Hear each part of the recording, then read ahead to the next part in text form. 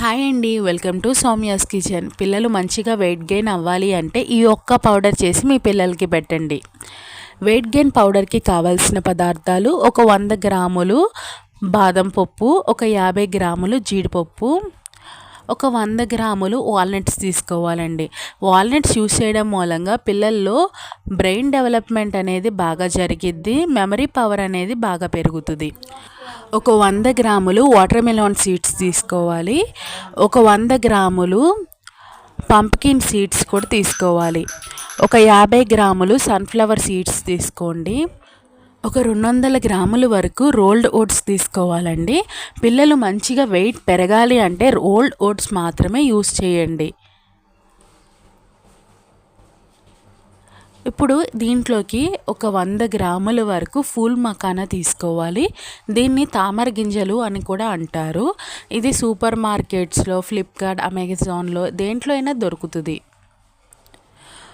ఒక కప్పు ఎర్ర అటుకులు తీసుకోండి. ఎర్ర అటుకులే ఎందుకు యూస్ చేయమంటున్నానంటే, నార్మల్ అటుకులు అంటే పాలిష్ పట్టినవి అండి, ఎర్ర అటుకులు అంటే పాలిష్ పట్టనివి.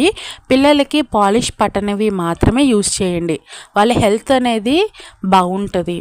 ఇప్పుడు స్టవ్ ఆన్ చేసుకొని ఒక ప్యాన్ పెట్టేసుకొని ఫస్ట్ బాదం పప్పులు ఫ్రై చేసుకోవాలి. ఈ బాదం పప్పులు అనేది లో నుండి మీడియంలోకి అడ్జస్ట్ చేసుకుంటూ మాత్రమే ఫ్రై చేసుకోండి. ఒక 50% ఫ్రై అయ్యాక దీంట్లోకి వాల్నట్స్ వేసుకోవాలి. ఈ వాల్నట్స్ కూడా ఒక 50% ఫ్రై చేసుకోండి. ఇప్పుడు దీంట్లోకి జీడిపప్పు వేసుకోవాలి. ఈ జీడిపప్పును కూడా మంచిగా ఫ్రై అయ్యాక ఇప్పుడు దీంట్లోకి మిగతావన్నీ కూడా నట్స్ అనేవి వేసేసుకోండి. Water melon seeds, sunflower seeds, pumpkin seeds అన్నీ వేసుకొని మంచిగా ఫ్రై చేసుకోవాలి. ఈ మంచిగా ఫ్రై అయ్యాక దీన్ని ఒక ప్లేట్లోకి తీసి పక్కన పెట్టేసుకోండి.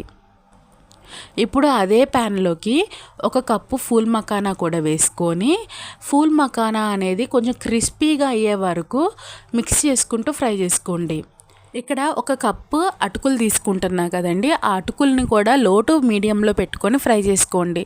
అటుకులు అనేది ఇట్లా నొక్కితే అది 2 ముక్కలు అవ్వాలి. అట్లా అయ్యే వరకు బాగా మిక్స్ చేసుకుంటూ ఫ్రై చేసుకోండి. ఇలా ఫ్రై అయిన అటుకుల్ని ఒక ప్లేట్లోకి పెట్టేసుకోండి. ఇప్పుడు అదే ప్యాన్లో 2 కప్స్ రోల్డ్ ఓట్స్ వేసుకొని ఈ ఓట్స్ని కూడా ఒక 5 నిమిషాల పాటు లో టు మీడియంలోకి అడ్జస్ట్ చేసుకుంటూ ఫ్రై చేసుకోవడమే. ఇలా మంచిగా ఫ్రై అయిన దాన్ని ఒక ప్లేట్లోకి తీసేసుకోండి. ఇప్పుడు ఈ కంప్లీట్గా చల్లారిపోయే వరకు వెయిట్ చేయాలి. ఇలా చల్లారాక మిక్సీ పట్టేసుకోవడమే. అంతేనండి, పిల్లలు వెయిట్ గెయిన్ అయ్యే పౌడర్.